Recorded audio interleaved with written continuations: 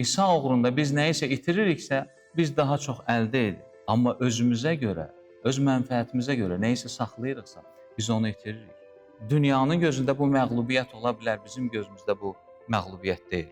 Bütün dünya İsa'nın ardınca gedər. Əgər dərhal bizim ona sadiqliyimiz, dərhal bizim onun üçün nəsə etməyimiz, bir içim su verməyimiz nəsə versəydi, dərhal zənginlik, avtomobillər, villalar dərhal belə versəydi, bütün dünya gedərdi Məsihin ardınca. İlahi çağırışların arxasında mənə su ver, bir içim su ver sözünün arxasında bərəkət dayanır. Okeanları yaradan, dəryaları, dünyanın bütün sularını yaradan insandan və günahkar bir qadından içmək üçün su istəyir. Bütün onun ətrafı onu mühakimə etdiyi bir zamanda Məsihin sevgisi var idi ona deyəndə ki, mənə bir içim su ver. Hər bir ilahi çağırış artıq özü bərəkətdir. Məsihin mənə bir içim su ver deməsi artıq bizim üçün bərəkətdir. Biz düşünürük ki, Allah bizdən nəyisə almaq istəyir. Ancaq əslində Allah bizdən nəyisə istəyəndə, Allah bizə əslində vermək istəyir. Əgər sən bilsəydin ki, kim səndən su istəyir, əgər biz bilsəydik ki, kim bizdən xidmət, kim bizdən sadiqlik, kim bizdən həsr olunma istəyir, biz yüzlərlə, bəlkə də dəhşətlisi odur ki, minlərlə dəfə biz imtina edəndə biz anlayırıqmı ki, biz kimə yox deyirik?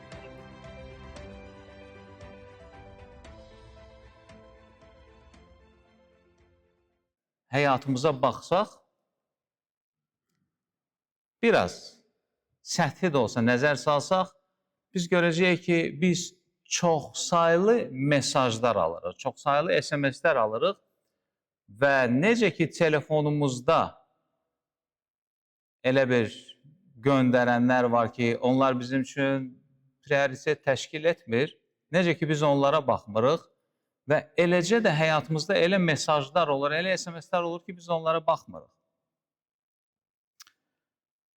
Misal üçün, əgər biz ardıcıl olaraq hər həftə bu ibadətlərə gəliriksə, hər birimiz mesaj alırıq. Hər birimiz mesaj alırıq. Müqəddəs kitabı oxuyanda biz mesaj alırıq. İmanlılarla söhbət etdikdə biz mesaj alırıq. Son zamanlar mən hər hansı bir konfransa getsəm, hər hansı bir görüşə getsəm, o görüşün sonluğunda və yaxud gedişatı zaman özümə sual verəm, mən nə üçün buradayım? Və mən nə almaq üçün, nə əldə etmək üçün, hansı sözü eşitmək üçün mən bura gəlmişəm? Və bu mesajların içində, qardaşlar və bacılar, siz fikir versəz bu mesajlara, bu mesajların içində böyük və kiçik xahişlər var. Kiməsə kömək etmək, kiminsə ehtiyacı üçün dua etmək, kiminləsə vaxt keçirmək, yəni ki, sizə SMS gəlir, yəni ki, ağlınızda bir də görürsünüz, azı fikir gəldi ki, bu insanla biraz vaxt keçir. Bu insana biraz diqqət ayır. Bu insana qayğı göstər. Bu insana sevgi göstər. Və siz kiminləsə söhbət edəndə görürsünüz, belə fikirlər gəlir. Və biz fikirləşirik ki, öz-özünə gəlir bizim ağlımıza. Ancaq inanın, müqəddəs ruh da bu vasitə ilə işləyir. Və bəzən elə olur, mən açıq və dolayı şəkildə və yaxud da ki, bir başqa bir mesaj vasitəsilə siz eşidirsiniz ki, sizə hansısa xidməti öz çiyinlərinizə götürmək mesajı gəlir. Yəni, bu xidməti çiyninə götür. Hansısa bir xidmətə qoşul.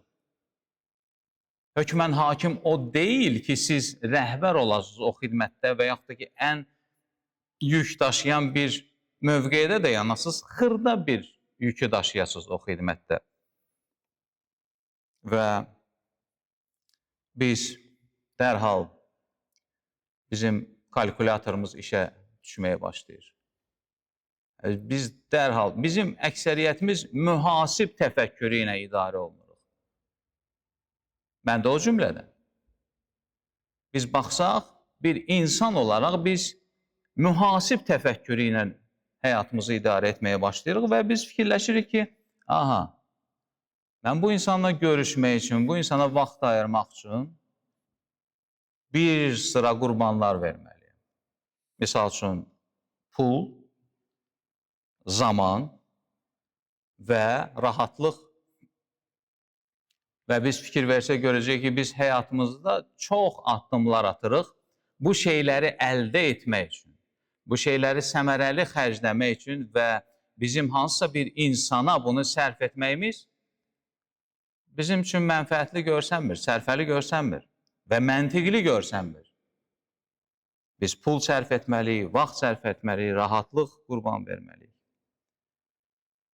Və iş orasındadır ki, mən bir dəfə, bununla bir neçə dəfə bölüşmüşəm.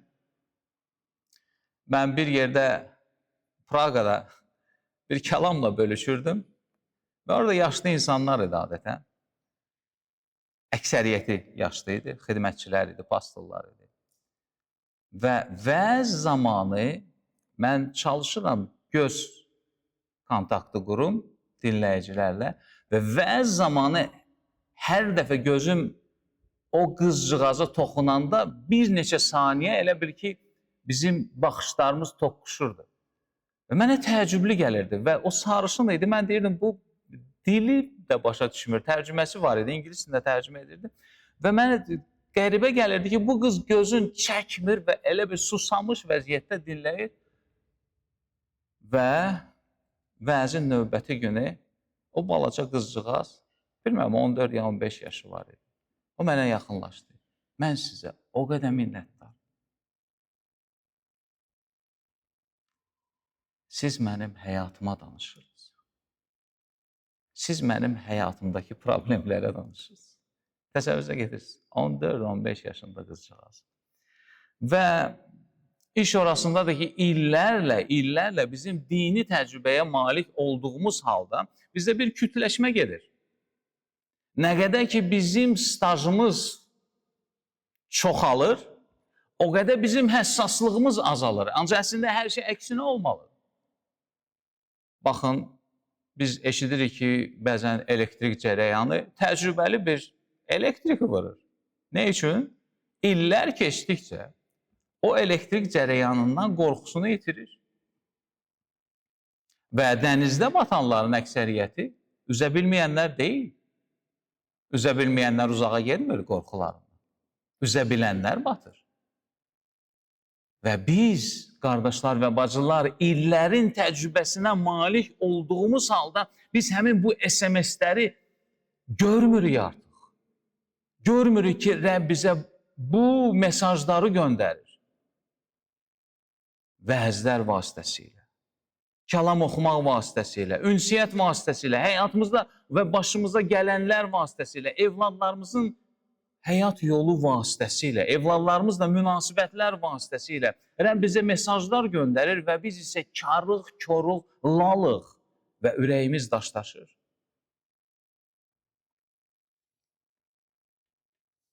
Amma gəlin özümüzə sual verək.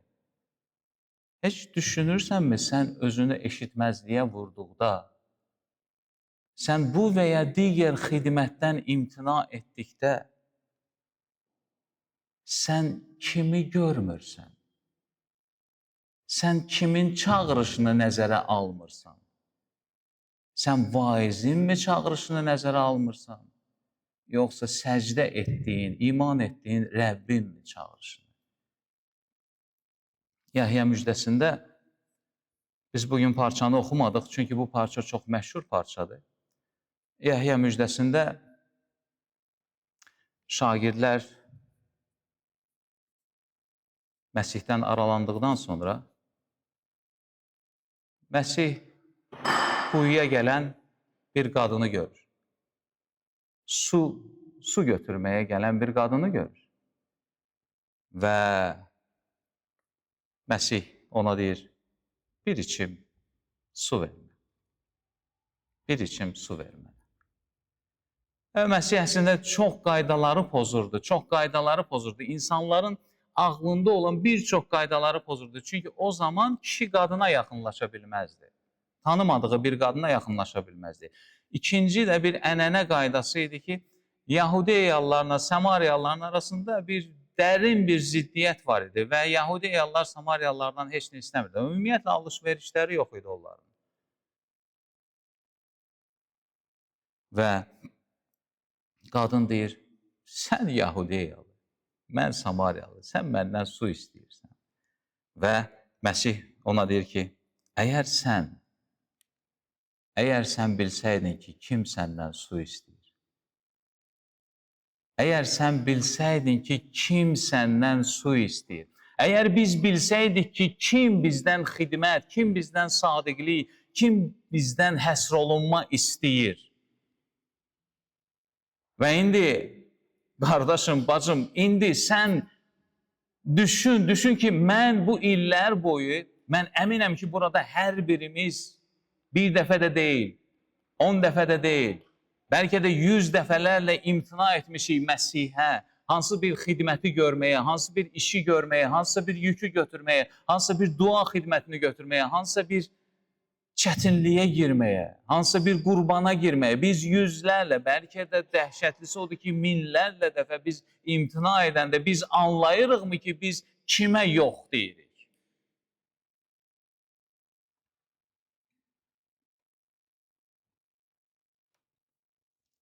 Məsih bu məsəl vasitəsilə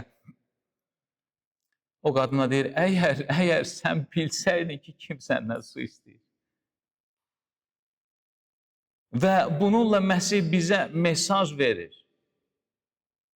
Bizə mesaj verir ki, evladım, əgər sən bilsəydin ki, kim səndən nə istəyir. Və bununla göstərir ki, onun hər bir çağırışı və əgər biz bu hekayəni sonacan oxusaq, biz görəcəyik ki, bu qadında hansı dəyişikliklərə baş verir, onun həyatı necə dəyişilir. Və biz anlayacağıq ki, onun bizdən hər çağırışı və çağırışına cavab verməyimiz bizim üçün nə qədər neymət gizlənib bu çağırışın arxasında. Məsihin sənə hər bir çağırışının altında və yaxud arxasında nə qədər neymətlər gizlənib, nə qədər xeyir dualar gizlənib. Və xoş xəbərin, xoş müjdənin paradoksu bundadır. Baxaq, bütün müqəddəs kitabı oxuyanda biz bu paradoksu görürük. Məsihin həyatına baxanda biz paradoksu görürük. Həvarilərə baxanda, kilsə atalarına baxanda biz bu paradoksu görürük ki, Allah bizdən nəsə etməyi istəyəndə bu bizdən almaq üçün deyil. Biz o qədər sadə mühasibik, biz o qədər səthi düşünən mühasibik ki, biz düşünürük ki, Allah bizdən nəyisə almaq istəyir. Ancaq əslində Allah bizdən nəyisə istəyəndə, Allah bizə əslində vermək istəyir.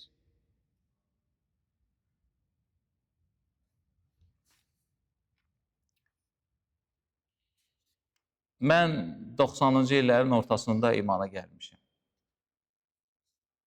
Mən bunu danışmaq istəmirdim, ancaq fikirləşdim ki, indi kafedraya çıxan zaman düşündüm ki, bu haqda bəlkə bölüşüm. Və o zaman biz bir nəsil idik və imana gəlmişdik. Və gözümün önündə bir çox dostlarım, bir çox tanışlarım vardı. Və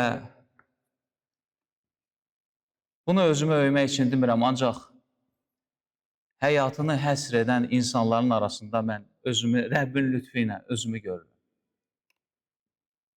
Çünki mənim ali savadım var, mənim hər hansı bir sferada, bir çox sferalarda çalışa bilərdim. Karyerada qura bilərdim. Ancaq Rəbbin lütfü ilə mən qaldım. Mən qaldım və öz həyatımı vaizliyə həsr etdim. Rəbbə xidmətə həsr etdim. Və mənim sağımda, solumda, yaxınlarımda karyera quranlar var idi. Və mən demirəm ki, bu bir asan yoldur.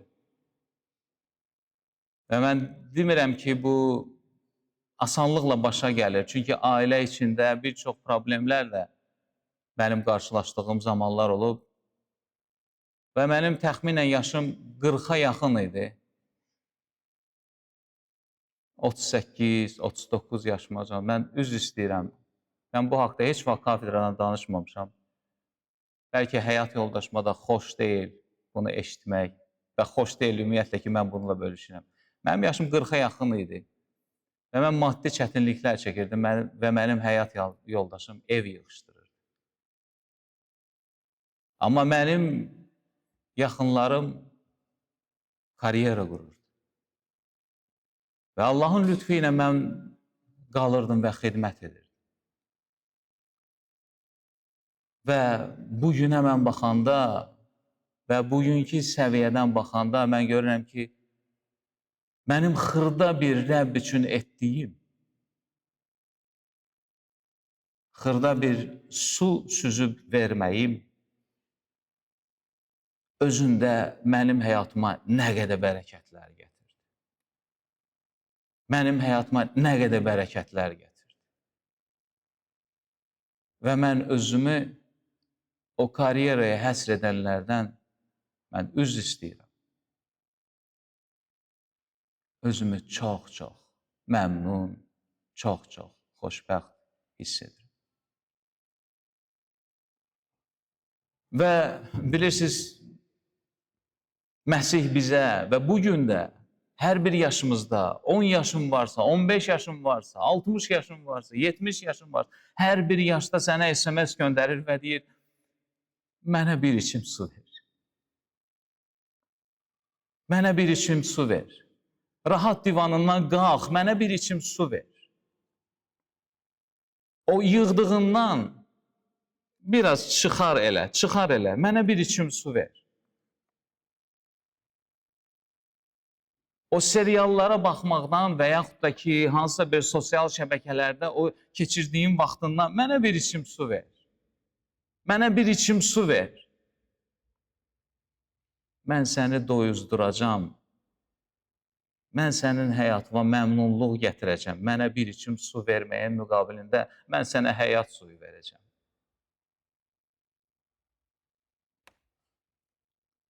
Və İncilin, xoş müjdənin paradoksu bundadır. Allah bizdən nəsə etmək istəyəndə bu bizdən almaq üçün deyil.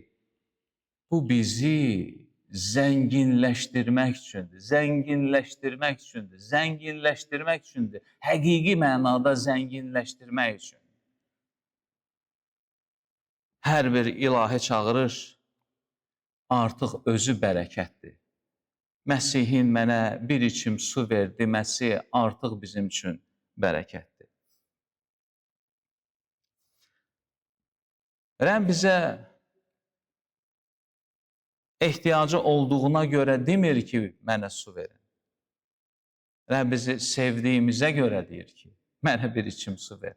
Biz o Samariyalı qadına baxdıqda biz görürük ki, onun həyatı bərbad bir vəziyyətdə idi və o bərbad vəziyyətdə olduğu halda o su götürməyə elə bir vaxta gəlir ki, heç kim görməsin onu. Çünki onu mühakimə edəcəklər, onu kimliyinə görə mühakimə edəcəklər və bütün onun ətrafı onu mühakimə etdiyi bir zamanda Məsihin sevgisi var idi ona deyəndə ki, mənə bir içim su ver. Rəbb sadəcə ünsiyyətə başlayır səninlə, sənin həyatında yeni bir səhifə açır, sənin həyat yolunda geniş bir darvazalar açır. Əgər sən hiss edirsən ki, Rəbb bu dəqiqə sənə deyir ki, mənə bir içim su ver, bu sənin həyatında xeyir duanın qapısının açılmasıdır. İsa qadından su istəyir. Anlayırıq biz bunu, məntiqə sığmır. Okeanları yaradan, dəryaları, dünyanın bütün sularını yaradan insandan və günahkar bir qadından içmək üçün su istəyir. Onun ehtiyacı yox idi, lakin o söhbətə başlayır, o ünsiyyətə başlayır və Rəbb bizimlə dərin bir ünsiyyətə girmək istəyir bizə deyəndə ki, oğlum, qızım, mənə bir içim su ver. Mənə bir içim su ver ki, mən dirilik suyunun dadını sənə dadızdırım. eləcə də bizim həyatımızda. Allah bizi tövbəyə, xidmətə, qurban verməyə çağıranda bu ona nəsə çatmadığı üçün etmir. Ona görə etmir ki, kimsə tövbə eləsin və daha nəsə bir əldə etmək üçün demir bunu. O bizə təsəvvürümüzdən artıq xeyir-duaları vermək üçün, xeyir-duaları vermək istədiyi üçün çağırır.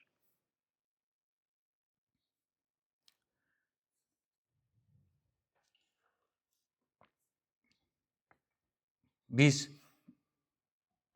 bir dəfə bir kitabda belə bir cümlə eşitmişdim.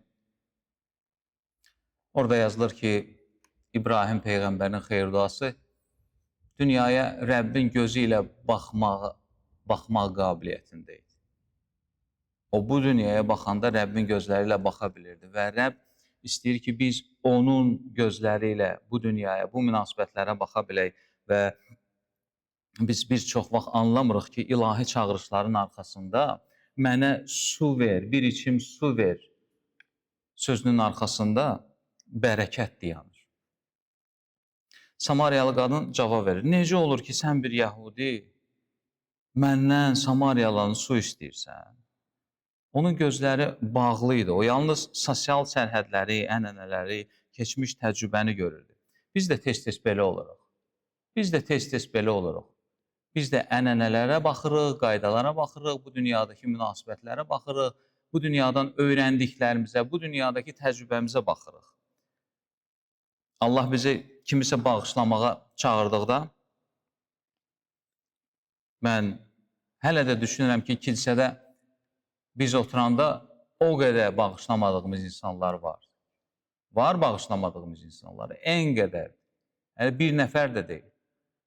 Və Rəbb bizi bağışlamağa çağırdıqda və yaxud da ki, başqalarına vaxt ayırmağa, diqqət ayırmağa, qayğı ayırmağa çağırında və güc ayırmağa çağırında, əzabda ona sadiq qalmağa çağıranda biz deyirik, bu çox çətindir.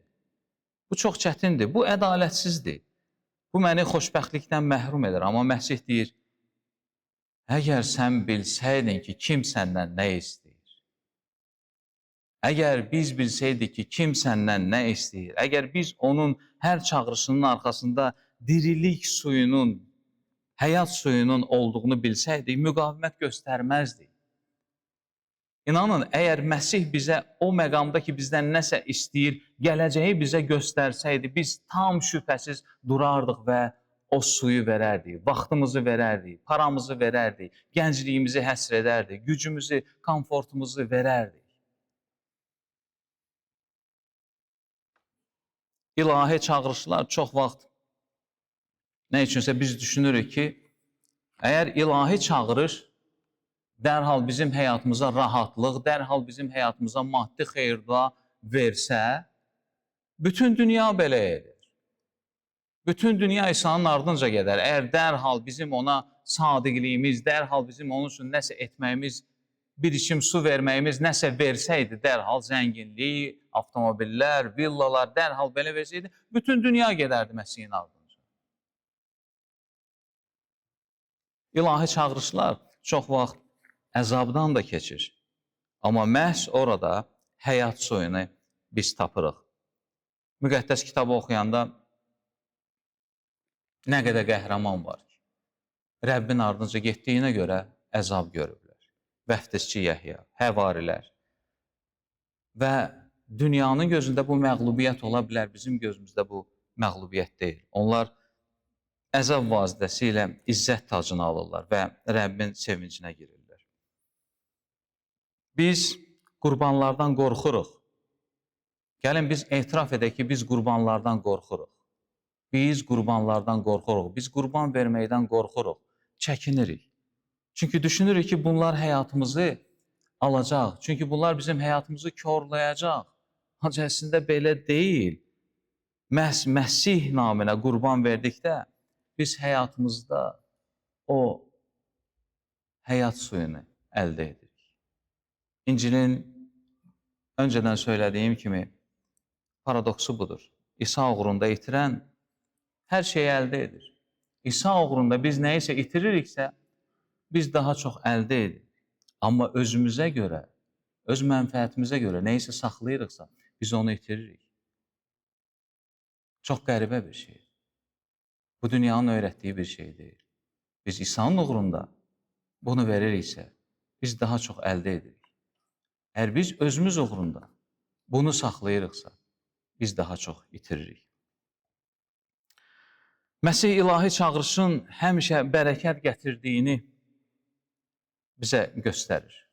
Biz kilsə atalarına, biz həvarilərə baxsaq, biz müqəddəs kitab iman qəhrəmanlarına baxsaq və ən parlaq nümunə kimi Məsihə baxsaq, biz görürük ki, Məsih ilahi çağırışın həmişə bərəkət gətirdiyinin parlaq bir nümunəsidir. Allah öz oğlunu çarmıxa getməyə çağırır. İsa üçün bu hər şeyə, ağrıya, təkliyə, ölüm bahasına başa gəlir. Amma məhz bu yol bütün dünya üçün həyat suyunun mənbəyi olur. Əgər Məsih çarmıx vasitəsilə dirilmə və əbədi izzət aldısa, biz ona etibar etməyəcəyik. Əgər Məsihin yolu belə oldusa, biz bundan imtina edəcəyik. Hər bir çağırış, hətta çətin olsa belə bizi həyata aparır. Hər bir çağırış, hətta o çağırışın içində qurbanlar olsa da, bizi böyük bir xeyir dualar yolu ilə aparır. Qardaşlar və bacılar, bəlkə bugün Allah sənə müraciət edir. Mən bilmirəm, bəlkə kimsə 5 dəqiqə, 10 dəqiqə və yaxud da ki 10 gün bundan əvvəl nəsə bir xidmət təklif edib. Nəsə bir etməyi, Məsih naminə nəsə etməyi təklif edib. Kiçikdən başla, gücünün çatdığı yerdən başla. Ola bilsin ki, o səni kimisə bağışlamağa çağırır. Bəlkə ürəyinə çox yaxın olan bir günahdan əl çəkməlisən. O günah ki, paralel olaraq səninlə həyatda addımlayır və sən o günaha o qədər alışmısan ki, o sənin həyatındadır, hətta dostlaşmısan o günahla. Bəlkə Rəbb səni o günahdan əl çəkməyə çağırır. Bu da Məsihə bir içim su verməkdir. Bəlkə də sənə çox ağır görünən bir xidmətə çağırır. O xidmətdə ki, sən zamanını, gücünü, həyatını verməlisən. Və sən düşünürsən, bu mümkün deyil, bu məni sevincdən məhrum edəcək. Amma Məsih deyir, əgər sən bilsəydin evladım, əgər sən bilsəydin Pərviz, bu sənə nələri verəcək. Əgər sən bilsəydin ki, səndən kim istəyir bunu etmək? Əgər sən bilsəydin ki, bunun əvəzində səni hansı tac gözləyir? Onun hər çağırışı daha böyük bərəkətə açılan qapıdır. Bəli, bəzən bu yol əzabdan keçir, amma məhz orada biz Məsihlə qarşılaşırıq. O, özü bizim həyat suyumuzdur.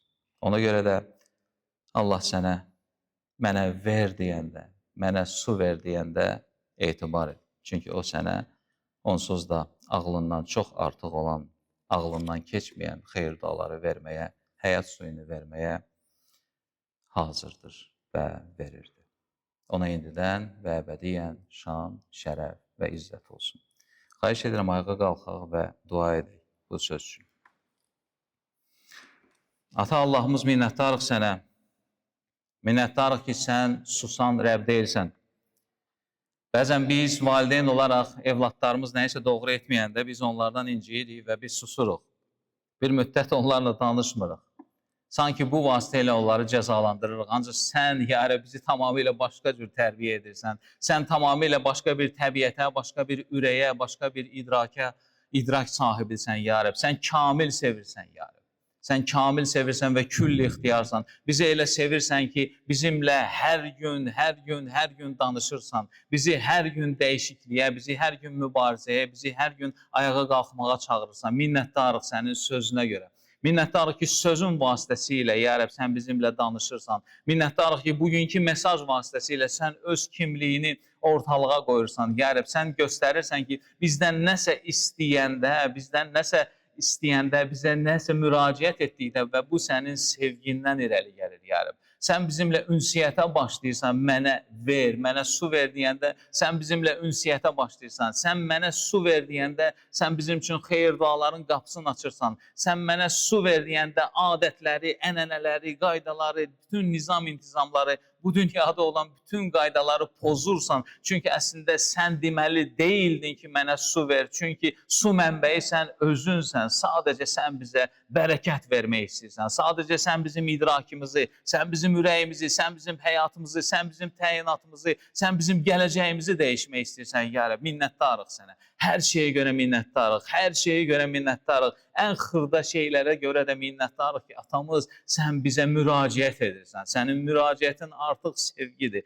sənin müraciətin artıq lütfdür, sənin müraciətin bizim qulaqlarımızdakı möhürləri açır və biz sənin səsini bu dünyanın səsindən ayırd elə bilirik. Minnətdarıq ata Allahımız ki, sən bugün də bizə müraciət edirsən, sən bugün də bizi çağırırsan, aramızdan kimisə hansısa bir işi, hansısa bir kiməsə suyu verməyə çağırırsan ata Allahımız. Minnətdarıq sənə. Minnətdarıq ata Allahımız. Müqəddəs ruh gəl və bugün bu kəlam vasitəsilə, Yəhya müjdəsindəki olan bu kəlam vasitəsilə bizim eşitdiyimizi müqəddəs ruh bizim idrakımıza, bizim ürəyimizə möhürlə, səp bunu bizim ürəyimizə, bizim beynimizə səp, yəni bu kəlamı ki, bu kəlamın bəhrəsi olsun 30 qat, 60 qat, 100 qat, yəni. Biz belə olmaq istəyirik, yəni. Bizə xeyir dua ver, bizə xeyir dua ver. Bizi saxla, özündə saxla, bizi özündə saxla. Özündə saxla ki, biz səni eşidək, özündə saxla ki, biz sənə itaət edək. Xeyir dua ver bizə. Minnətdarıq sənə, minnətdarıq. Biz səni ucaldırıq, ucaldırıq, ucaldırıq, ucaldırıq bizimlə danışan Rəbbimiz. Ucaldırıq, sən insan simasında gəldin, ya Rəbb. Bu məsələdə, bu danışdığın hekayədə biz görürük ki, sən insanların rədd etdiyi bir insanla danışırsan. Və bəlkə də insanlar bizim həyatımızı bilsə, bizim keçmişimizi bilsə, bizim hər bir həyat səhifəmizi, hər bir həyat səhifəmizi oxusa, insanlar bizə də o qadına nifrət etdiyi kimi nifrət edər, İnsanlar bizi də o qadından ikrah hissi duyduğu kimi bizə də ikrah hissi duyarlar, Lakin sən bizimlə danışdın. Sən hər birimizlə danışdın. Sən hər birimizə mənə su ver dedin. Ata Allahımız bizim ürəyimizi hazırla, bizim idrakimizi hazırla, bizi müqəddəs ruhla doldur ki, biz sənin yolunda vaxtımızı, zamanımızı, pulumuzu, paramızı, ənamımızı qurban verə bilək. Biz sənə daha çox həsr oluna bilək ki, və bu vasitə ilə də, həyat suyunun dadını çıxaraq, minnətdarıq sənə hər şeyə görə. Bu ibadəti biz sənə görə edirik. Biz sənə görə gəlmişik bura və səni izzətləndirmək üçün sənin sözünə qulaq asırıq, sənin sözünü həzm edirik və bizə xeyir-dua ver, bizi izzətləndir, özündə və idarə et bütün həyatımızı idarə et. Minnətdarıq sənə, minnətdarıq ki, bizimlə danışırsan. Sənə həmd olsun, sənə tərif olsun. Biz səni ucaldırıq, dinləməyimizlə ucaldırıq. Biz səni ucaldırıq, sözün qarşısında ehtiramımızdır. Biz səni ucaldırıq, sənin sözünü icra etmək istəyi bizdə var. Və bizi icra edənlər et. Təkcə dinləyicilər deyil, bizi icra edənlər et. Bərəkətlə bizi yarıb, bərəkətlə hüzurun ilə, bərəkətlə sənə sadiqliyimizlə. Biz sənə sadiq olanda, biz sənə itaət etdikdə, içimizdə qeyri-adi bir sülh olur. Qeyri-adi bir rahatlıq olur. O rahatlığı bizə ver, öz sülhünü bizə ver. Çünki sən demisən ki, mən sizə sülh verirəm. Dünyanın verə bilmədiyi sülhü verirsən. Ver bizə o sülhü, bizim itaətimiz, bizim səcdəmiz, bizim dualarımız vasitəsilə. Bizi ibadətdə saxla, bizi səcdədə saxla, bizi itaətdə saxla, bizi özündə saxla, qoru bizi, hifz et, öz adının izzəti üçün. Ata, oğul, müqəddəs ruh adı ilə. Amin.